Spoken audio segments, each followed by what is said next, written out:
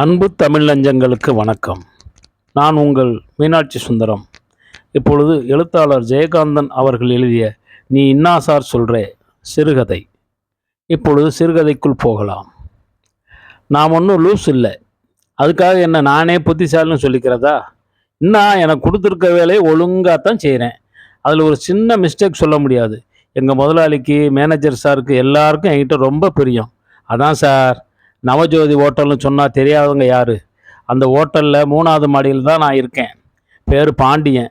சும்மா ரோட்டுக்காக போயிட்டு இருக்கும்போதே அப்படி பார்த்தா நான் உங்கள் கண்ணில் அமுட்டுக்குவேன். ஆனால் நம்மக்கிட்ட ஒரு பழக்கம், அது நல்லதோ கெட்டதோ, யார்கிட்டையும் அனாவசியமாக பேசிக்க மாட்டேன். நான் பேசுகிறதே இல்லை. பின்ன என்ன சார், பேசுகிறதுக்கு என்ன இருக்குது? ரொம்ப பேசுகிறவன்னு நம்பவே கூடாது சார். அவனுக்கு புத்தியே இருக்காது. பேசாமல் இருக்கவனே நம்பக்கூடாது. ஏன்னா அவன் பெரிய ஆள் சார். சமயம் வாச்ச ஆளையே தேய்த்து போடுவான். அந்த பெரிய ஹோட்டலில் நீ என்னடா பண்ணுற பாண்டியான்னு கேட்பீங்க. ஐயா தான் அந்த 3வது மாடியில் வெயிட்டர் பாய். என்ன சார், வெயிட்டர் பாய்னா கேவலமாக போச்சா? நீ கூட போட மாட்டேன் சார் அந்த மாதிரி ஒயிட் ட்ரெஸ்ஸு. இடுப்பில் கட்டி இருக்கிற பெல்ட் இருக்கே, அசல் சில்க்கு சார், சில்க்கு. பொத்தானெல்லாம் சும்மா பல பலன்னு.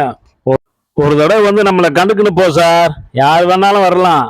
ரூம் வாடகை 15 ரூபா. மாசுக்கான்னு கேட்காத. இவ யாரா சுத்த நாட்டு போறன்னு கேள்வி பண்ணுவாங்க. ஒரு நாளைக்கு 15 ரூபா நைனா. ரூமெல்லாம் படா தமாசா இருக்கும். சோபாவுங்க என்ன, கட்டிலுங்க என்ன, கண்ணாடிங்க என்ன, பாத்ரூமில் கண்ணாடிங்க வேற சார். ஷவர் பாத்து, சுட் தண்ணி, பச்சை தண்ணி வேற என்ன போகணும். மணி அடித்தா நான் ஓடி வந்துடுவேன். ஒரு தடவை வந்து தங்கிப்பாரு சார், படா மஜாவாக இருக்கும். வந்தா 3வது மாடியில் தங்கு சார், அப்போ தான் நான் கண்டுக்குவேன். மற்ற பசங்க மாதிரி தலையக்கிலே சொரிஞ்சிக்கின்னு பக்சிஸ் கேட்க மாட்டேன். கொடுத்தாலும் வாங்கிக்க மாட்டேன். அதில் நான் ரொம்ப ஸ்ட்ரிக்ட்டு. 3வது மாடியிலேருந்து ரூஃப் கார்டனுக்கு போகிறது ரொம்ப சுழுவு. நான் ஏன் இம்மா கம்பல் பண்ணி கூப்பிட்றேன்னு யோசிக்கிறியா சார்? ஒரு விஷயம் ஒன்று கேட்கணும், அதுக்கு தான். என்ன விஷயம்னு கேட்பீங்க, வந்தா தானே சொல்லலாம். முன்ன மாதிரி இல்லை இப்போ. முன்னெல்லாம் புச்சா யாருனாச்சும் வந்துட்டா சார் ஒரு கடிதாசி எழுதணும், ஒரு கடிதாசி எழுதணும்னு காகிதத்தை கையில் வச்சுக்கின்னு படா பேஜார் கொடுப்பேன். இப்போ அப்படிலாம் இல்லை. நீங்கள் பயப்படாமல் வரலாம். கடுதாசின்னு சொன்னப்புறம் நான் வருது சார். என்கிட்ட அந்த மாதிரி எல்லாருக்கிட்டையும் எழுதி வாங்கின கடுதாசி நிறைய கிடக்குது. எல்லாம் நனைஞ்சு எழுத்தெல்லாம் களைஞ்சி போட்டுது சார். எப்படி நனைஞ்சுது? அழுது அழுது நனைஞ்சு போச்சு. இப்போல்லாம் நான் அழுகுறதே இல்லை. அதெல்லாம் நினச்சா சிரிப்பு வருது. அப்போல்லாம் எனக்கு என்னமோ ஒரு வேகம் பிறந்துடும். கடுதாசி எழுதலேன்னு தலை வெடிச்சு போகிறது மாதிரி. கடிதாசி யாருக்குன்னு கேட்குறியா? ஊரில் இருக்கிற எங்கள் மாமனுக்கு சார். எங்கள் மாமனை நீங்கள் பார்த்தது இல்லையா சார்? அவர் பெரிய ஜவான். மீசையை பார்த்தாவே நீங்கள் பயந்துடுவீங்க. அவரை நினச்சா இப்போ கூட எனக்கு கொஞ்சம் தில்லு தான். இதோ இம்மா அவசரம், நல்ல பாடி. அந்த ஆள் பட்டாளத்துக்கு போனவர் சார். சண்டையில் கொலையெல்லாம் பண்ணியிருக்காராம். 10 ஜப்பான்காரனை கையாலேயே பிடிச்சி அப்படியே கழுத்தை நெரிச்சு கொண்டு போட்டாராம். அவர் தான் சார் எங்கள் மாமே. ஏன் சார், எனக்கு ஒரு விஷயம் ரொம்ப நாளாக கேட்கணும்னு.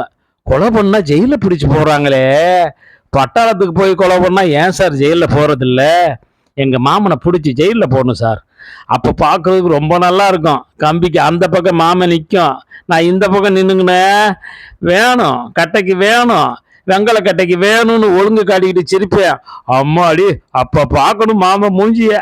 மீசையை முறுக்கிட்டு பல்ல கடிச்சுக்கின்னு 1 மணி நேரம்னா அவ்வளவுதான். நான் நிற்பேன்னா இங்கே ஒரே ஓட்டம்.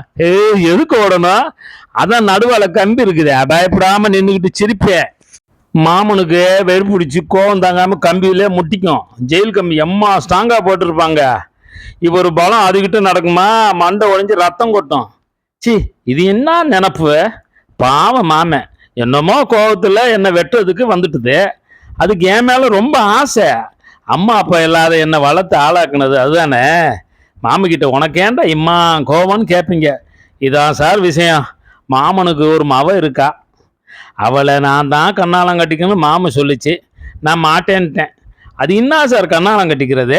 முடியவே முடியாதுன்னு சொல்லிட்டேன். அவன் இன்னும் ஆளு படா கில்லாடியாச்சா, விடுவானா? ஆச்சா போச்சான்னு அறுத்து போடுவான்னு வெட்டி போடுவான்னு மிரட்டுறான். அவன் பிளான் என்ன தெரியுமா? கத்தியை கையில் வச்சுக்கினே கட்டுறா தாலின்னு சொல்றது, இல்லைன்னா ஒரே வெட்டு கல்யாண பந்தல்ல என்ன பலி கொடுத்துடணும்னு. இதை கேட்ட உடனே எனக்கு கையும் ஓடலை காலும் ஓடலை. அவன் செய்வான் சார், செய்வான். எங்கள் மாமன் மவ தான் அதுக்கு என்கிட்ட ரொம்ப பிரியம் சார். 2 பேரும் சின்னதுலேருந்து ஒன்றா விளையாடினவங்க சார். அது வந்து அழுகிட்டே சொல்லிச்சு, மச்சான் என்ன கல்யாணம் கட்டிக்க உனக்கு இஷ்டம் இல்லாட்டி போனா பரவாயில்ல, இஷ்டம் இல்லாமல் கட்டிக்கிட்டு என்ன பிரயோஜனம், மாட்டேன்னு சொன்னா உன்னை வெட்டி போடுவேன்னு அப்பன் சொல்லுது. அப்பன் குழந்தை உனக்கு தெரியுமே, எங்கேயாவது போயிடு மச்சான். வள்ளி அழுவும்போது அதுதான் அது பேரு. ஒரு நிமிஷம் எனக்கு தோணிச்சு, இவ்வளோ ஆசை வச்சிருக்காளே இவளையே கட்டிக்கினா இன்னான்னு. ஆனா அந்த கொலகார மாவளை கட்டிக்கிட்டா அவன் ஆனா ஊன்னா வெட்டுவேன் குத்துவேன்னு கத்தியை தூக்கிட்டு வருவானேன்னு நினச்சிக்கிட்டேன். அன்னைக்கு ராவோட ராவா ரயில் ஏறி மெட்ராஸுக்கு வந்துட்டேன். ரயில் சார்ஜ் கையில் கொஞ்சம் பணம் கொடுத்தது வள்ளி தான். பாவம் வள்ளி எங்கனாச்சும் கண்ணாலம் கட்டிக்கின்னு நல்லபடியாக வாழணும். அந்த விஷயம் தெரிஞ்சுக்கிறதான் சார் கடுதாசி எழுதணும். அடிக்கடி தோணும் போதெல்லாம் யாருக்கிட்டாச்சும் போய் சொல்லி எழுத சொல்கிறது. எழுதி எங்கே அனுப்புறது? அப்புறம் மாமனுக்கு தெரிஞ்சதுன்னா என்னை தேடிக்கிட்டு வந்துட்டா என்ன பண்ணுறதுன்னு நினச்சிக்கின்னு பேசாமல் வச்சுக்குவேன். ஆனால் பாவம் வள்ளி பொண்ணை நினச்சிக்கினா வருத்தமாக இருக்கும். அவளை கல்யாணம் கட்டிக்காமல் போனோமேன்னு நினச்சா அழுகழுகையாக வரும். நானே கல்யாணம் கட்டிக்காமல் ஓடி வந்துட்டேனே, வேற எவன் வந்து அவளை கட்டிக்க போகிறான்? யாருமே கண்ணாலம் கட்டாமல் அவள் வாழ்க்கையே வீணா போச்சோ, நினச்சா நெஞ்சே வெடிச்சு போகிற மாதிரி வருத்தமாக இருக்குது சார். பொண்ணுன்னு ஒருத்தி பிறந்தா அவளுக்கு புருஷன்னு ஒருத்தன் பிறக்காமலா போடுறான். எல்லாத்துக்கும் கடவுள் ஒருத்தன் இருக்கான் சார். அந்த கடுதாசியில் ஒன்று எடுத்து படிக்கிறேன், கேட்குறியா சார்? தேவரீர் மாமாவுக்கு சுபம். உன் சுபத்தையும் உன் மவள் அன்புமிக்க வள்ளியின் சுபத்துக்கும் எழுத வேண்டியது. உன் மவளை நான் கட்டிக்கலேன்னு மனசில் ஒன்றும் வருத்தம் வச்சுக்காதே. இவ்வளவு நாள் வள்ளிக்கு கண்ணாலங்காட்சியெல்லாம் நடந்து பிள்ளைக்குட்டியோட புருஷன் வீட்டில் வாழும்னு நினைக்கிறேன். என்ன பண்ணுறது, நான் கொடுத்து வைக்கல, அதுக்காக எனக்கு ஒன்றும் வருத்தம் கிடையாது. இந்த ஜென்மத்தில் இல்லாங்காட்டியும் அடுத்த ஜென்மத்தில் நான் வள்ளியைத்தான் கண்ணாலம் கட்டிக்குவேன். ஆனால் அப்பவும் அவளுக்கு அப்பனா நீயே பிறக்காமல் இருக்கணும். இங்கே நான் ஏதாவது நல்ல பொண்ணு பார்த்துக்கிட்டு இருக்கேன், கிடைச்சதும் உனக்கு காகிதம் போடுறேன். சமாச்சாரம் வந்தது நேரில் வந்து எனக்கு கண்ணாலம் கட்டி வைக்க வேணும்னு கேட்டுக்கொள்கிறேன். இப்படிக்கு உன் அக்கா மாவன் பாண்டியன். நான் சொன்னதை அப்படியே எழுதி கொடுத்தார் சார். அவர் யாருன்னு கேட்குறியா? எத்தனையோ பேர் எழுதி கொடுத்தாங்க, யாருன்னு சொல்கிறது? எனக்கு எழுத படிக்க தெரியாது. கடுதாசி எழுதும்போது சொன்னதை தான் அப்படியே நான் வச்சுக்கிட்டு திருப்பி சொன்னேன். இல்லைன்னா நான் ரொம்ப படித்து கிழிச்சேன். நினச்சி பார்த்தா வள்ளி பொண்ணுக்கு என்னமோ துரோகம் பண்ணிட்ட மாதிரி தோணுது. அந்த சமயத்தில் தனியாக கொந்திக்கின்னு அழுவேன். நம்ம மேனேஜர் இல்லை சார், ஐயரு, அவர் என்னை பார்த்து ஒரு நாள் சொன்னார், இவன் ஒரு கேரக்டர்னு. அப்படின்னா என்ன சார்? எனக்கு தெரியலை. நான் ரொம்ப அழகு சார், நெசமாத்தான். என்ன மாதிரி இன்னொரு அழகான மனுஷனை நான் இது வரைக்கும் பார்த்ததில்லை. நான் அவ்வளோ அழகு சார். என்னை பற்றி நானே எப்படி சார் ஒரேடியாக சொல்லிக்கிறது? அதுக்கு தான் சொல்கிறேன், ஒரு தடவை இங்கே வந்துட்டு போங்கன்னு. கடுதாசி எழுதுகிற பழக்கத்தை எப்படி விட்டேன்னு கேளுங்க. சுகுணா இல்லை சார், சுகுணா சினிமாவில் ஆக்ட் கொடுப்பாங்களே, பெரிய ஸ்டாரு. அந்த அம்மாவை நீங்கள் பார்க்காம இருந்திருப்பீங்க, படத்துலையாவது பார்த்துருப்பீங்களே. அதான் அந்த அம்மா படம் எல்லாம் பத்திரிக்கையிலே வந்துச்சே. கார் ஆக்சிடெண்ட்டில் செத்து போன உடனே அதுக்கு நாள் நம்ம ஹோட்டலில் இங்கே தான் 3வது மாடியில் 9ஆம் ரூமில் தங்கியிருந்தாங்க. பாவம், 10 வருஷத்துக்கு முந்தி அந்த அம்மாவுக்கு இருந்த பேரும் பணமும் எல்லாம் அவ்வளோதான் சார். ஆனால் நேரில் பார்த்தா அடடடா ஜம்முன்னு இருப்பாங்க சார். அவங்களுக்கு கடைசி காலத்தில் சான்ஸே இல்லையா? ஏன் சார்? நான் யாருக்கிட்டையும் பேசாதவன், ஆனால் அவங்கக்கிட்ட மட்டும் ஏன்னு ரொம்ப பேசுவேன். அவங்களுக்கும் என்கிட்ட ரொம்ப ஆசை. அதுக்காக தான் சார் இங்கே வந்திருந்தாங்களாம். எதுக்கு? அதான் பழைய மாதிரி மறுபடியும் பேரும் பணமும் எடுக்கிறதுக்காக. என்னென்னமோ திட்டம்லாம் போட்டாங்க சார். யார் யாரோ வருவாங்க பேசுவாங்க, நமக்கு அதெல்லாம் என்ன தெரியுது? அவங்க யார் யாரையோ பிடிச்சி சினிமா படம் பிடிக்கிறதுக்காக பிளான் போட்டாங்க சார். அதில் ஒரு ஆள் என்ன கேட்டான் சார், ஏன்பா நீ படத்தில் ஆக்ட் கொடுக்குறியா, ஹீரோ பர்சனாலிட்டி இருக்கேன்னு. நானும் ஈன்னு இழிச்சுக்கிட்டு நின்னேன். அப்புறம் அந்த சுகுணா அம்மா தான் சொன்னாங்க, பாண்டியா நீ குழந்தை, சினிமாவெல்லாம் உனக்கு வேணாம், அது உன்னை ஃபாலாக்கிடும் அப்படின்னு. அவ்வளோதான், நமக்கு உதறல் எடுத்துக்கிடுச்சு. அந்த ஆசையே விட்டுவிட்டேன். 2-3 நாளில் நான் ரொம்ப சினேகம் ஆகிட்டேன்.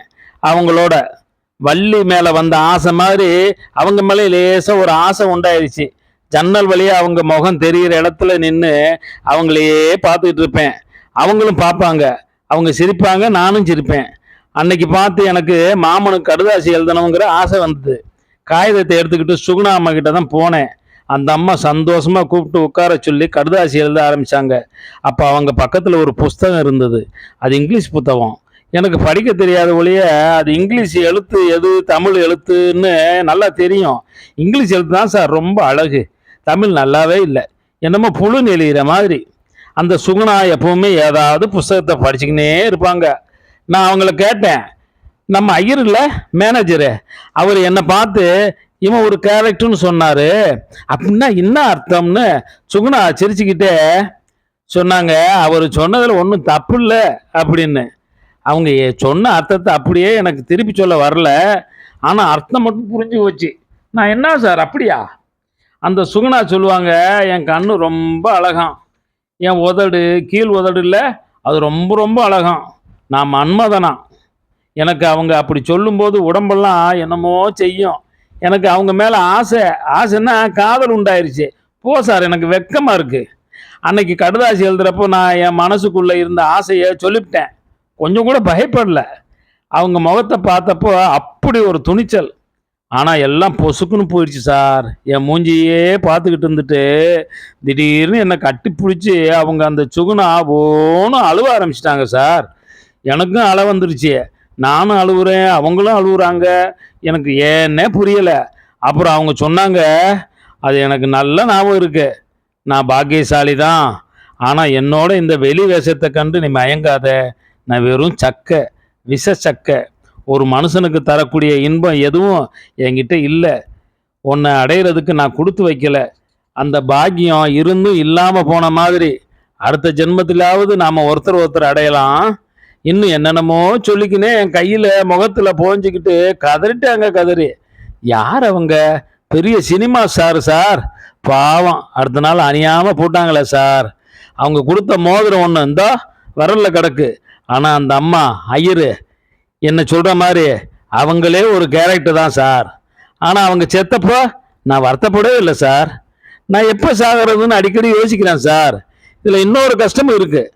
அடுத்த ஜென்மத்தில் நான் யாரை கண்ணாலம் கட்டிக்கிறது? வள்ளியா சுகனாவியா? இந்த ஜென்மத்தில் நான் சுகமாக தான் சார் இருக்கேன். அடுத்த ஜென்மத்தை நினச்சிக்கினா ஒன்றுமே புரியலை சார். இதை பற்றி உங்களை ஒரு வார்த்தை கேட்கலாம்னு தான் சார் இந்த பக்கம் வந்தா வாங்கன்னு சொல்கிறேன். இங்கே இருக்கிறவங்க கேட்டால் சிரிக்கிறாங்க சார். நீ ஒரு கேரக்டர்னு சொல்கிறாங்க. பார்க்க போனால் உலகத்தில் ஒவ்வொரு மனுஷனும் ஒரு கேரக்டர் தான். நீ என்ன சார் சொல்கிற? நன்றி, வணக்கம்.